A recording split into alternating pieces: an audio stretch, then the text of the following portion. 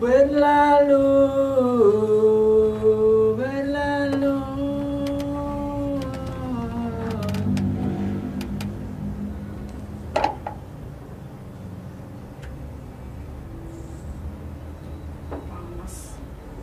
Da arti golongan anjing di malam hari.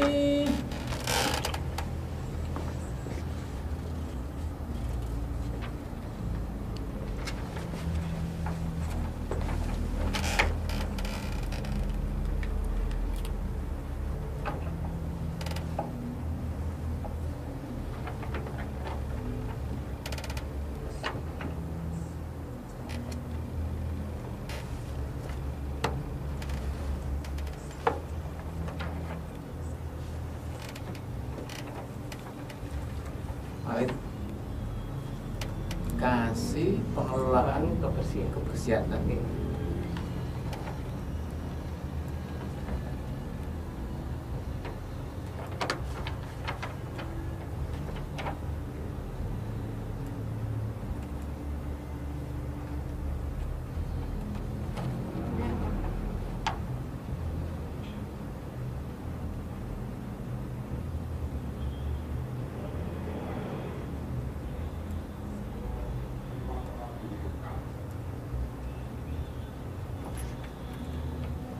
Mbak Win jam 10 lewat loh. Nggih, bar niki.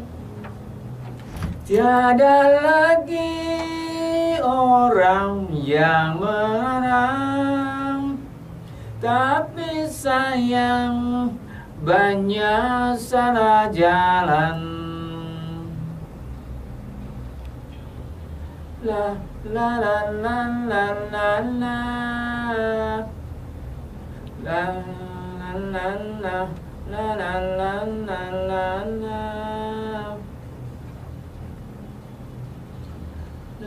La la la la la la. Tapi sayang banyak salah jalan.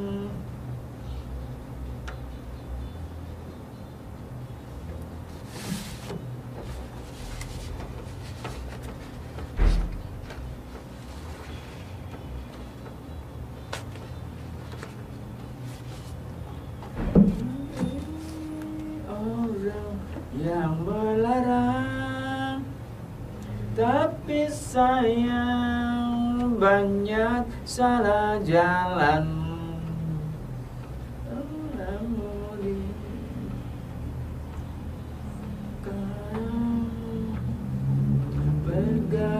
Pergaulan bebas nian, orang yang melarang, tapi sayang banyak salah jalan.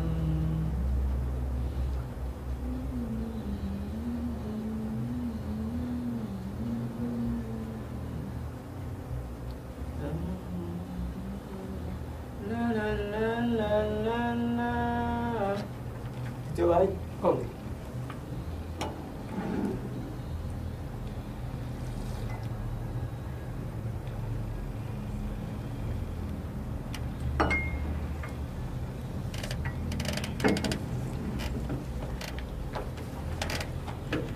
Zaman sekarang gaulan bebas nian, tiada lagi orang yang melarang, tapi sayang banyak salah jalan, tapi sayang banyak salah jalan.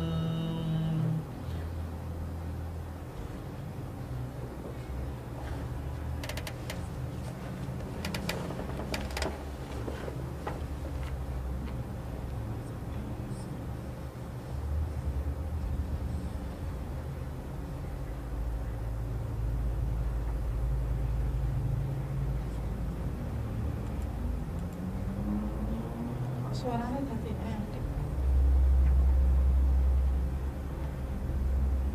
Ya baik, sobat pendengar, kita memasuki bincang udara dan kali ini Selamat Yudi sudah siap untuk memandu acara ini dan kali ini dengan narasumber dari DKPTK Kota Magelang. Silakan Selamat Yudi. Oke, terima kasih Wina. Assalamualaikum warahmatullahi wabarakatuh. Selamat siang. Selamat berjumpa lagi melalui 103,5 Magelang FM. Dan pada hari ini kami berbahagia sekali tentunya bisa menjumpai pendengar semuanya dimanapun Anda berada bersama Bapak Widoyoko SOSMT. Selamat siang Pak Widoyoko. Selamat siang Bapak, selamat Yudi. Iya, terima kasih atas kehadiran. Dan beliau ini adalah menduduki jabatan sebagai Kepala Seksi Pengelolaan Kebersihan pada Dinas Kebersihan Pertamanan dan Tata Kota Magelang. Nah, tentunya tidak salah lagi bahwa kehadiran Pak Widoyoko ini panggilan akrabnya ya, tentu terkait dengan kebersihan, persampahan dan sebagainya, yang tentunya masalah ini menjadi isu hangat di berbagai daerah dan permasalahan di berbagai masyarakat dan sebagainya. Nah, tentunya sangat tepatlah bila siang hari ini kami hadir berdua untuk menyampaikan utamanya tentang persampahan, kebersihan dan juga nanti sedikit tentang tata kota, baik terkait dengan penataan Kota Magelang, pertamanan dan di Kota Magelang, dan juga termasuk karena Kota Magelang ini juga akan menghadapi pemilu kada 2015, saudara sekalian. Ya, ini tentunya sekarang rapi, nggak seperti tahun-tahun yang lalu bahwa alat-alat peraga kampanye terpasang dimanapun, namun sekarang ini rapi sekali. Nah, ini juga tidak lepas dari peran DKPTK Kota Magelang tentunya. Oke, sahabat pendengar, langsung saja kita memasuki materi, bahwa karena hadirnya adalah yang hadir pada siang hari ini adalah Kasih Pengelolaan Kebersihan, tentunya kita akan panjang lebar untuk bertanya, memberikan masukan dan sebagainya terkait dengan masalah dimaksud. Oke, sahabat pendengar, kita langsung saja, kita tentunya ingin tahu dengan suara Pak Widoyoko ya, dan tentunya nanti Pak Widoyoko akan menyampaikan jawaban dari pertanyaan saya yang pertama ini. Nah, selamat siang nih Pak Widoyoko. Kami yang pertama akan menanyakan bahwa di Kota Magelang ini telah ditetapkan atau dibentuk suatu tata kelola persampahan kebersihan oleh suatu lembaga di pemerintah Kota Magelang atau SOTK di Kota Magelang. Nah, ini tentunya nanti juga akan dijelaskan atau mohon penjelasan sekaligus ini yang mendasari pengelolaan sampah dengan pembiayaannya dan sebagainya ini. Nah, oke, kami persilakan kepada Pak Widoyoko, apa yang mendasari kelembagaan maupun kegiatan-kegiatan dimaksud Pak Widoyoko. Terima kasih. Berkaitan dengan masalah permasalahan berkaitan dengan kebersihan, saya akan menyampaikan beberapa hal berkaitan dengan bagaimana pengelolaan persampahan di Kota Magelang. Iya. Dasarnya adalah Undang-Undang Nomor 18 Tahun 2008 tentang pengelolaan sampah, yang kemudian ada juga peraturan yang mendasarinya, yaitu adalah Peraturan Pemerintah Nomor 81 Tahun 2012 tentang pengelolaan sampah rumah tangga dan pengelolaan sampah sejenis rumah tangga. Dan pada tanggal 31 Desember 2013, pemerintah Kota Magelang telah memiliki legalitas formal tentang pengelolaan sampah, yaitu adanya Peraturan Daerah Nomor 10 Tahun 2013 tentang pengelolaan sampah. Nah, berkaitan dengan pengelolaan sampah adalah permasalahan yang tidak akan pernah habis, mulai dari manusia itu lahir nanti sampai dunia ini sudah tutup alias kiamat. Permasalahan sampah adalah permasalahan yang tidak akan pernah habis-habisnya. Nah, dan kaitannya adalah bagaimana dengan jumlah penduduk dan aktivitas manusia yang berkaitan dengan kegiatan sehari-hari. Sumber timbulan sampah dalam hal ini adalah manusia itu sendiri dengan berbagai aktivitasnya dan proses alam yang bersifat padat. Artinya di sini juga pengelolaannya harus komprehensif. Artinya di sini harus ada manajemen pengelolaan sampah, di mana sistematika dari secara terstruktur, sistematis, dan keseluruhan dalam pengelolaan sampah ini harus ada suatu manajemen pengelolaan sampah. Nah, di Kota Magelang ini kota yang identik dengan raihan Adipura, kota yang paling bersih se-Indonesia untuk kategori kota kecil.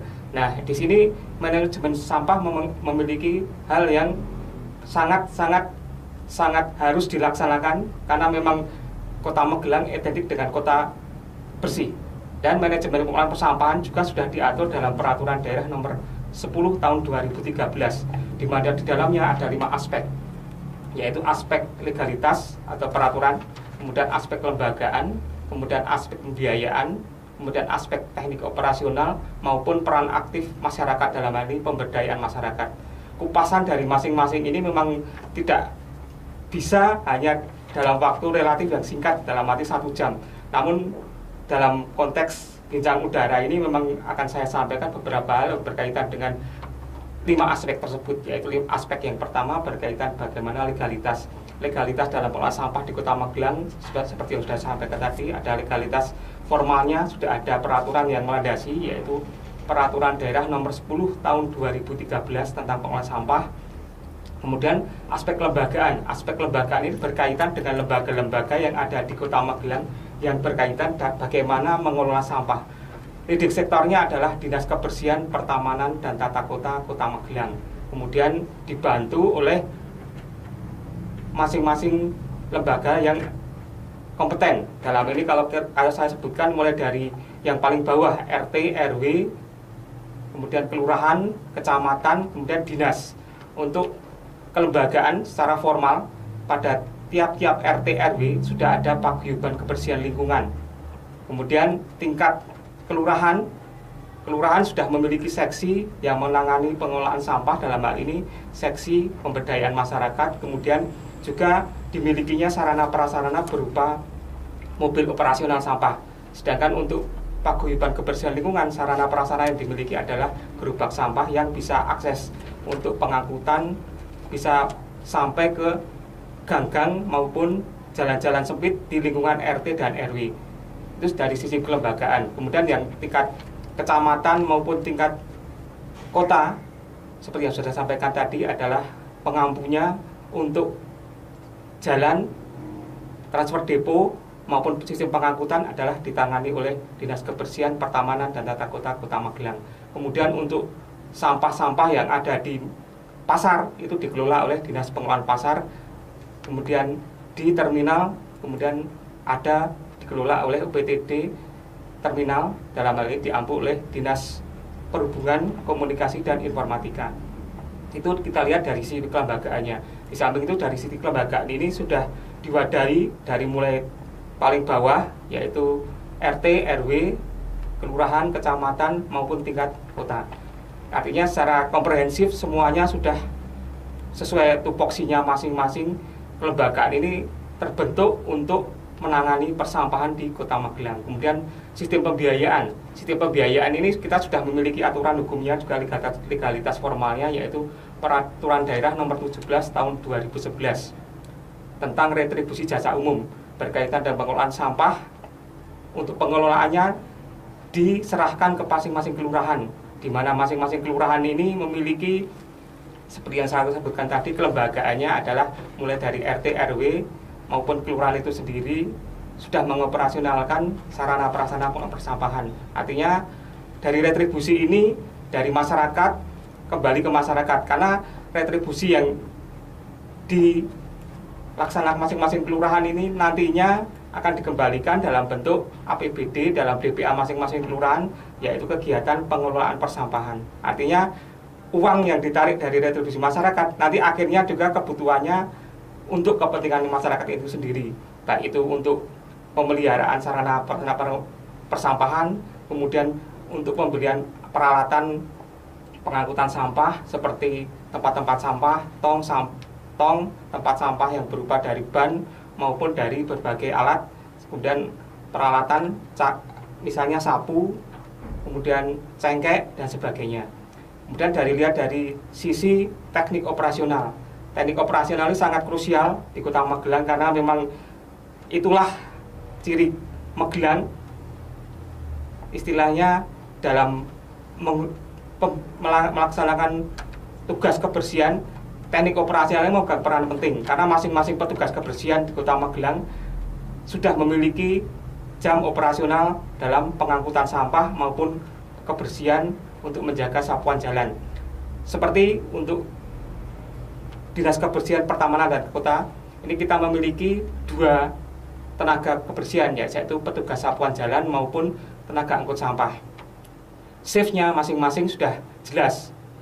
Ada jam angkut dan jam buang. Untuk petugas sapuan jalan ini jelas jam operasionalnya mulai jam 5 pagi sampai jam 11 untuk shift pagi. Kemudian untuk shift siangnya itu jam 12 sampai jam 6. Artinya petugas sapuan jalan ketika subuh itu sudah masing-masing personil dengan tanggung jawab terhadap lokasinya sudah harus melaksanakan sapuan jalan di masing-masing jalan yang menjadi tugas wilayah tanggung jawabnya. Demikian juga dengan tenaga angkut sampah dari Dinas Kebersihan Pertamanan dan Kota Magelang. Jam subuh sudah pada standby di masing-masing transfer depo untuk mengangkut sampah yang menjadi tugas tanggung jawabnya. Demikian juga jam angkut dan buang itu menjadi krusial karena seharusnya masyarakat harus mengetahui bahwa jam 7 itu Magelang itu harus clean, harus bersih.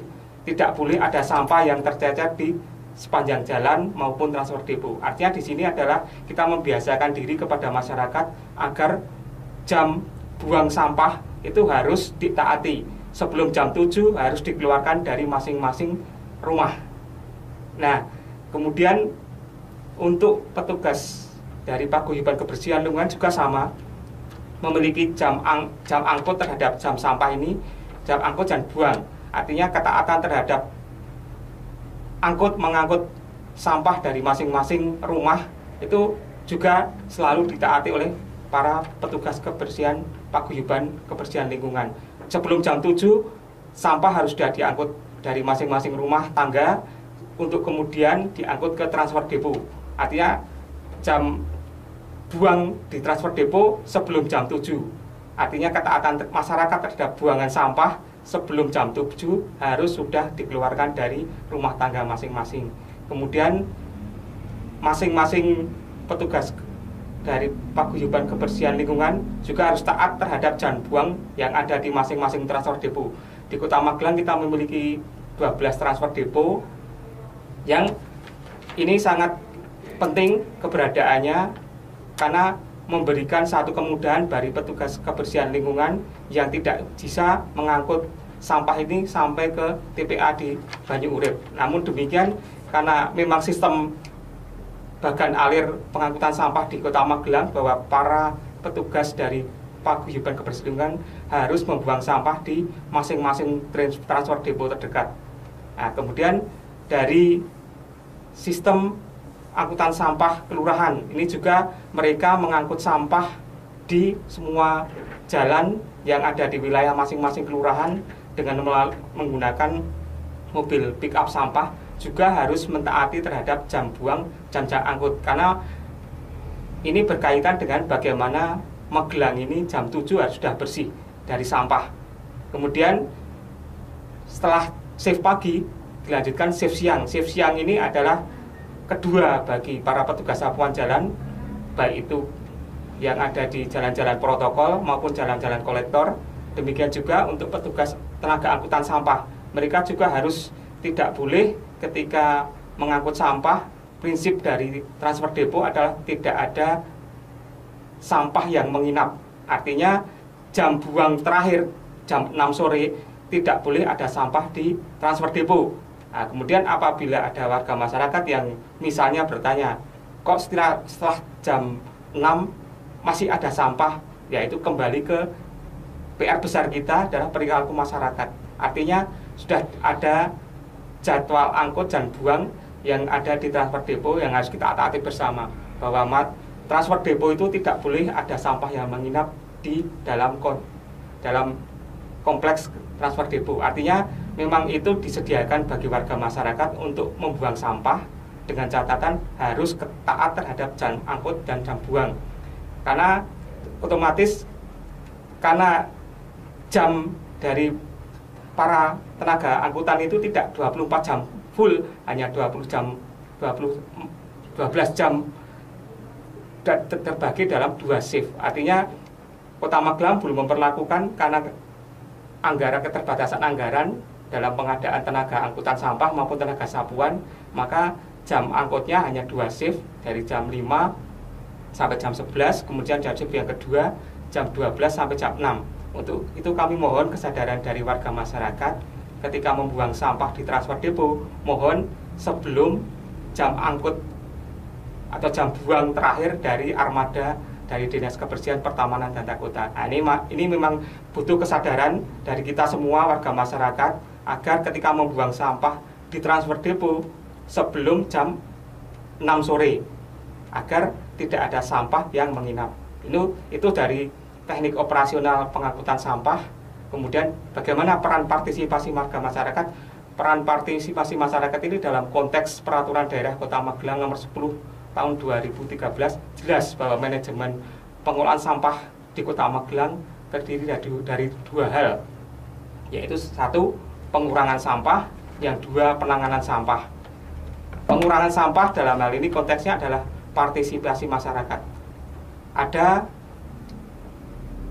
iklan atau istilahnya hal yang berkaitan dengan pengurangan sampah yang sudah kita temui bersama-sama. Ada prinsip 3R. Prinsip 3R itu meliputi reduce, reuse, dan recycle. Reduce adalah pembatasan terhadap timbulan sampah, kemudian reuse, penggunaan kembali barang-barang bekas, kemudian recycle artinya daur ulang sampah. Nah, partisipasi masyarakat dalam prinsip-prinsip 3R ini sangat diperlukan. Misalnya dalam konteks kehidupan sederhana, prinsip reduce, pembatasan timbulan sampah. Sebetulnya hal-hal kecil yang bisa kita lakukan sangat sederhana. Misalnya kegiatan ketika kita belanja ke pasar. Ketika kita belanja ke pasar, otomatis kita akan membeli barang dan akan butuh tempat untuk menaruh barang-barang yang kita beli. Prinsip 3R dalam ini reduce-nya adalah dari rumah kita sudah membawa tas atau tas yang sudah kita siapkan, sehingga ketika kita membeli kita tidak menggunakan atau menambah barang-barang yang bersifat barang yang tidak bisa terurai oleh bumi. Misalnya ketika kita mau belanja di pertokoan, pasti kita akan mendapatkan bentuk yang berupa tas kresek. Nah, prinsip reduce-nya, kalau kita membawa tas dari rumah, otomatis kita mengurangi jumlah timbulan sampah. Dan masih banyak lagi, misalnya kita kebiasaan diharuskan menggunakan barang-barang refill atau isi ulang. Seperti misalnya kalau beli sampo kita tidak usah beli dalam konteks kemasan, karena botol yang kita di rumah juga masih banyak. Kita bawanya dari misalnya untuk barang sampo yang bersifat refill, artinya pembelian yang kemasan saset kecil aja, sehingga kita masih bisa memanfaatkan barang yang di rumah. Botol-botol untuk sampo itu kita masukin barang-barang refill, artinya jumlah timbulan sampah di sekitar kita tidak akan pernah bertambah. Demikian juga penggunaan ulang, reuse. Misalnya ketika kita ada barang bekas yang kita beli, misalnya kaleng bekas cat misalnya, itu jangan dibuang, tapi kita manfaatkan kembali untuk misalnya menanam pohon-pohonan. Demikian juga barang-barang reuse yang lain, misalnya untuk barang kemasan minuman mineral, jangan dibuang karena itu bisa dimanfaatkan untuk juga bercocok tanam tempatnya itu. Nah, seperti ini, reuse ini sangat bermanfaat dalam pengurangan jumlah timbulan sampah. Kemudian recycle itu adalah pengomposan atau daur ulang yang bersifat untuk pembuatan pupuk. Misalnya barang dari sampah organik, bekas sisa-sisa buah-buahan, bekas sisa-sisa makanan, itu jangan dibuang, namun demikian kita masukkan dalam komposter. Bisa komposter bersifat pribadi, privat, maupun komposter yang bersifat komunal. Untuk komposter komunal ini komposter yang bersifat untuk banyak orang. Bisa dari beberapa rumah tangga, sampah organik kita kumpulkan, kemudian kita daur ulang, jadikan pupuk untuk memberikan kesuburan pada tanaman yang kita tanam di masing-masing rumah. Kemudian 3R ini memang perlu digalakkan, prinsip-prinsip 3R ini di setiap lapisan masyarakat. Wujud dari ini beberapa hal yang sudah kita lihat di masing-masing kampung, di setiap kelurahan itu adanya berkaitan dengan penggunaan reduce, reuse, recycle-nya, yaitu adalah misalnya keberadaan kampung organik maupun bank-bank sampah di masing-masing kelurahan. Ini jelas dalam manajemen persampahan ini akan mengurangi sampah sebesar kurang lebih 10% dari jumlah timbulan sampah di Kota Magelang yang pada tahun 2014 jumlah timbulannya itu kurang lebih 233 meter kubik per hari atau setara dengan kurang lebih 55 ton per hari. Secara setara misalnya dengan kurang lebih hampir 45 sampai 50 truk. Artinya timbulan sampah Kota Magelang ini kurang lebih ya kalau disejajarkan kurang lebih 40 sampai 50 truk itulah jumlah timbulan sampah Kota Magelang setiap hari. Nah, ini menjadi PR bersama karena kita tahu bersama bahwa keberadaan TPA Banyu Urip ini untuk sel aktifnya yang dibangun pada tahun 2010 dengan luasan kurang lebih 0,8 meter persegi, artinya kurang lebih 1 hektar. Itu semakin lama semakin daya tampungnya semakin menurun, dan itu butuh kesadaran dari warga masyarakat agar mari kita bersama-sama melakukan pengurangan sampah dari masing-masing rumah tangga. Artinya apa? Kampanye 3R ini harus kita lakukan bersama-sama secara masif, masing-masing orang, masing-masing keluarga, mulai dari keluarga kita masing-masing. Misalnya kalau kita membeli segala sesuatu itu kalau bisa menggunakan prinsip 3R, sehingga timbulan sampah di masing-masing rumah tangga itu berkurang, sehingga otomatis memperpanjang umur tempat pemrosesan sampah akhir di Banyu Urip.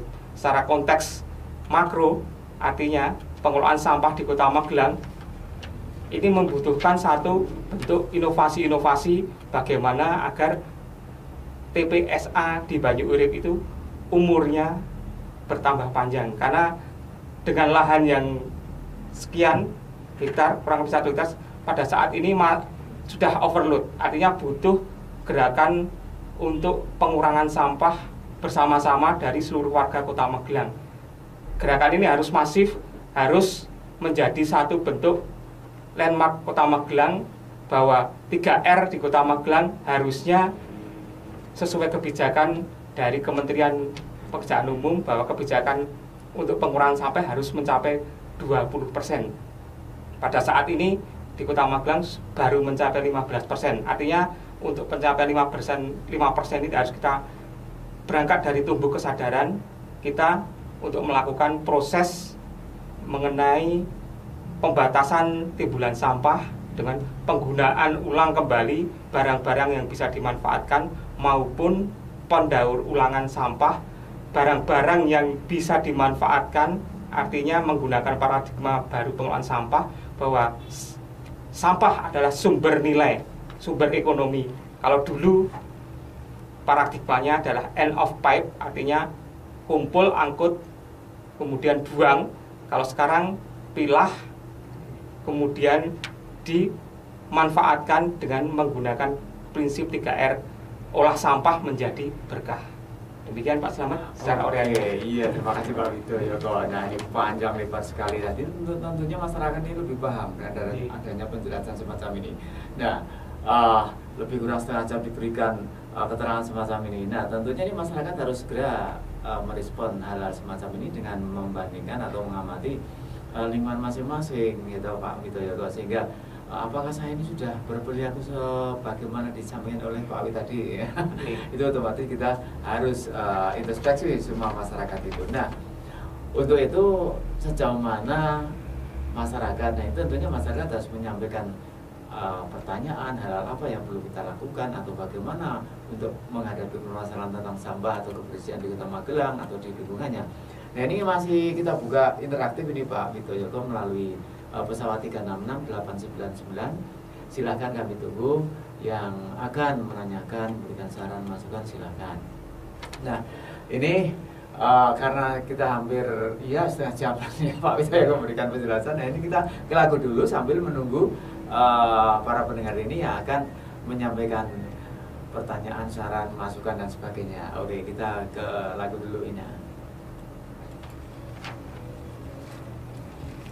Dan masyarakat berpikir dulu ya. Tapi ini kaitan dengan sampah itu durasi waktunya itu panjang. Wah iya, apa tadi itu masuk nganu kok itu. Mau arep tak putus iki wah iki materi ini apa ya?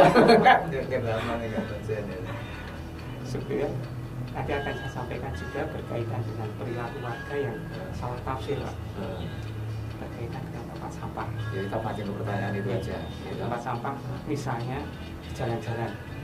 Tempat sampah di jalan itu bukan untuk buangan sampah, tapi untuk mereka yang berjalan di jalan ketika mereka mau membuang sampah yang bersifat tidak masif, misalnya permen, itu dibuang di situ.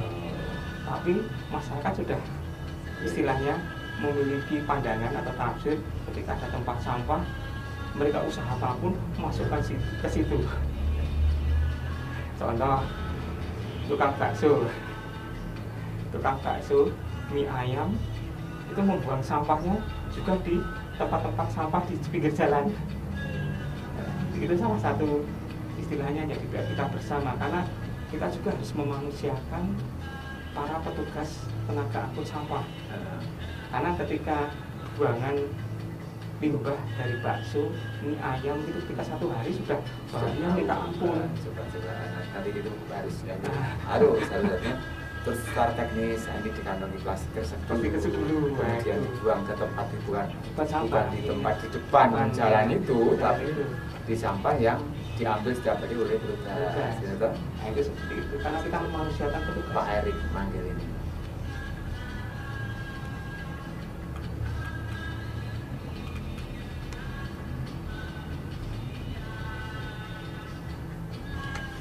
Waalaikumsalam Pak. Jadi ini saya masih bincang udara Pak Dik. Nanti tak antar ke rumah aja gak apa-apa. Pasti besok toh. Ayo nanti tak cari orang yang Jepang toh.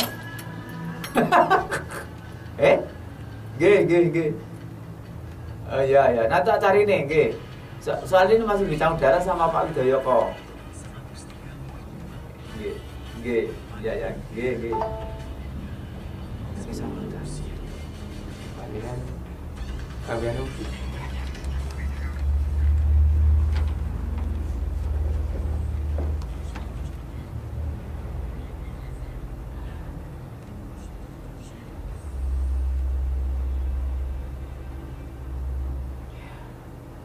Oke sahabat pendengar, kita kembali ke permasalahan. Nah, kalau belum ada yang masuk ke 366899, oke kita lanjutkan masalah perbincangan di siang hari ini. Sebenarnya saya juga ingin tahu ini, di tepi jalan banyak tong-tong sampah yang sudah terpilah-pilah ini untuk organik dan anorganik. Bahkan sekarang ini menjadi 4 jenis ya. Ada logam, plastik, kertas, kemudian ada organik itu sendiri. Nah, kemudian juga ini kadang pula ada masyarakat yang nggak tahu Pak Fit, sebenarnya untuk apa yang di tepi-tepi jalan yang sudah terbagi dalam 4 jenis itu tadi.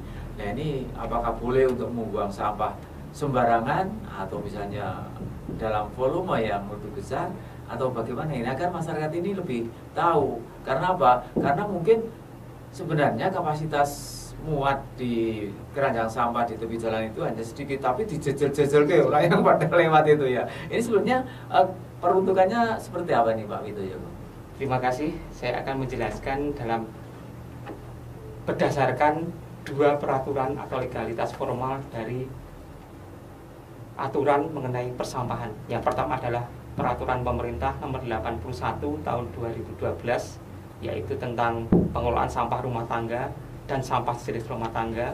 Yang kedua adalah peraturan daerah Kota Magelang nomor 10 tahun 2013. Untuk pemilahan sampah ini didasarkan dalam peraturan pemerintah nomor 81 tahun 2012 tentang pengelolaan sampah rumah tangga dan sampah sejenis rumah tangga. Betul apa yang disampaikan oleh Bapak Slamet tadi, bahwa di Kota Magelang untuk tempat sampah sudah dibagi dalam 4 jenis. Sebetulnya kalau berdasarkan peraturan pemerintah nomor 81 tahun 2012 malah lebih, yaitu 5 jenis, Pak. Iya. Satu sampah saja ini mungkin disampaikan. Ya. Karena setahu saya 4 jenis, tapi sekarang malah 5 jenis. 5 jenis. Iya. 5 jenis. 5 jenis. Jenis yang pertama adalah untuk tempat sampah yang berbahaya dan beracun, kimia ya. dan juga limbah yang mengandung racun. Itu jenis sampah yang pertama. Yang kedua adalah tempat sampah untuk sampah yang bisa terurai, atau dalam bahasa kekinian adalah organik. Kemudian tempat sampah untuk tempat sampah untuk sampah yang bisa didaur ulang, atau kalau bahasa kekiniannya adalah yang bisa di-recycle. Iya. Ada yang keempat adalah untuk sampah yang bisa digunakan kembali, atau yang bisa bahasa kekinian adalah reuse, seperti misalnya barang-barang dari untuk kaleng bekas botol air mineral yang nilainya cukup tinggi, Pak. Iya. Ini yang didaur ulang dan bisa menjadikan barang yang memiliki sumber nilai, bisa dimanfaatkan untuk tempat-tempat, digunakan untuk menjadi tempat bentuk yang lain yang bisa bermanfaat. Misalnya dari botol bekas air mineral itu bisa jadikan untuk kap lampu. Iya. Nah, kemudian dari sedotan itu bisa jadikan tas. Dari barang-barang kemasan misalnya saset susu, saset sampo, saset barang-barang kemasan itu, untuk minuman kemasan kecil itu, sasetnya bisa jadikan untuk tas, bisa jadikan untuk tempat vas bunga. Berbagai macam hal ini itu tempatnya harus sudah terkondisikan. Nah, dan yang kelima adalah sampah lainnya. Sampah lainnya itu sampah spesifik. Nah, di dalam peraturan daerah Kota Magelang nomor 10 tahun 2013 ada 3 kategori jenis, yaitu sampah rumah tangga, sampah sejenis rumah tangga, dan sampah spesifik. Artinya dari tempat-tempat sampah di Kota Magelang ini sudah masuk semuanya, Pak Slamet. Iya. Artinya semuanya. Dan untuk memudahkan warga masyarakat memang diberi aturan dari PP nomor 81 tahun 2012 agar menarik setiap orang yang melihat itu memang harus diberi warna yang berbeda masing-masing. Apakah itu tempat sampah untuk organik, plastik, kertas, logam, itu memang dicirikan dengan label yang sangat menarik. Sehingga setiap orang itu ketika melihat itu tidak melihat itu sebagai sesuatu yang harus dihindari, tapi justru harus didekati untuk apa kemanfaatannya digunakan. Nah, seperti tadi. Kemudian yang tadi juga disampaikan berkaitan dengan kok masyarakat menganggap bahwa tempat sampah yang ada di jalan itu bisa jadi buangan segala macam, padahal volumenya tidak cukup apabila itu digunakan untuk banyak timbulan sampah yang dibuang ke situ. Itu aturannya ada. Aturannya pasal 65 sampai 66 dalam Perda nomor 10 tahun 2013. Larangannya adalah dilarang warga masyarakat untuk membuang sampah sembarangan. Sampah harus dibuang pada tempatnya. Ini jelas sekali larangan itu. Itu sangat istilahnya urgen, dan intisari pengelolaan sampah ya di situ itu, di larangannya itu, agar warga masyarakat itu membuang sampah pada tempatnya. Buanglah sampah di tempat untuk pembuangan sampah. Ini intinya di situ. Nah, bagaimana dengan permasalahannya ketika melihat kok timbulan sampah di tempat-tempat sampah itu banyak berceceran. Nah, sebetulnya tempat-tempat sampah di jalan-jalan umum itu diperuntukkan bagi mereka pengguna jalan. Ketika mereka misalnya melakukan transaksi keuangan di toko-toko dekatnya, kemudian mereka melihat itu ada tempat sampah dan ada beberapa tempat sampah yang dihasilkan, misalnya seperti yang saya sampaikan tadi, habis makan permen, nah bungkusnya itu dibuang di tempat sampah. Itu memang digunakan untuk mereka yang melakukan aktivitas di jalan. Nah, salah tafsirnya adalah tempat sampah itu juga digunakan oleh mereka rumah tangga. Apalagi di depan rumah saya. Iya. Misalnya ini ya, itu di rumah toko lah. Mungkin toko itu sendiri dia blast. Nah, itu beda. Iya. Kalau kita harusnya tertib terhadap aturan, karena banyak pejalan kaki atau pengguna jalan itu juga membutuhkan akses berupa tempat buangan sampah itu untuk mereka. Dan jumlah volumenya juga tidak relatif besar.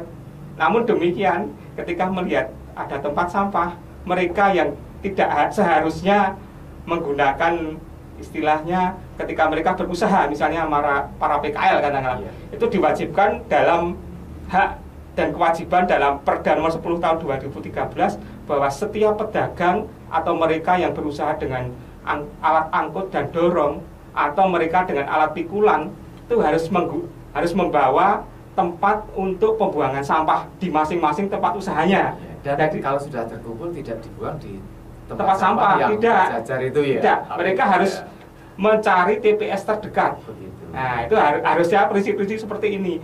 Dan ini saya juga kampanyekan pada warga masyarakat dan saya beritahu kepada Pak Slamet. Misalnya di Jalan Pemuda itu kan ada planter-planter taman. Betul. Itu mohon bagi mereka yang beraktivitas dalam usaha jual beli makanan, misalnya mie ayam atau bakso, mohon kuahnya jangan dibuat di planter-planter tanaman itu. Nanti bisa mati tanamannya. Maksudnya mungkin memupuk, tapi panas tapi itu. Iya, itu ada apa namanya? Ya karena komposisinya sudah beda. Iya, Komposisi iya, dari bekas makanan, misalnya saus, kemudian air panas dari kuah bakso itu kan bisa mematikan tanaman yang kita tanam untuk menjadikan Kota Magelang ini ya kota yang nyaman. Nah, ini PR kita bersama. Mohon tidak hanya mereka ya beraktivitas dalam dunia usaha, dalam arti beraktivitas dalam penjualan makanan secara dorong, secara angkut, misalnya bapak-bapak tukang bakso, bapak-bapak tukang mie ayam atau usaha lain, mohon bekas dari sampah yang dari makanan itu jangan dibuang di planter-planter tanaman itu. Kalau kita lihat itu bisa nanti kasihan dalam arti untuk yang memelihara tanaman. Bahkan gini untuk menaruh barang-barang karena kan tempatnya metingkring, enak sekali itu kan, sehingga plak di situ. Nah ini karena pertama bisa mengganggu pandangan, kedua kalinya mengganggu tumbuh kembang tanaman itu sendiri itu. Nah oleh karena itu memang betul ya disampaikan Pak itu, apalagi duduh. Itu sak bekas saus atau kuahnya itu, nah itu sangat riskan terhadap bagaimana tumbuh kembang dari tanaman itu.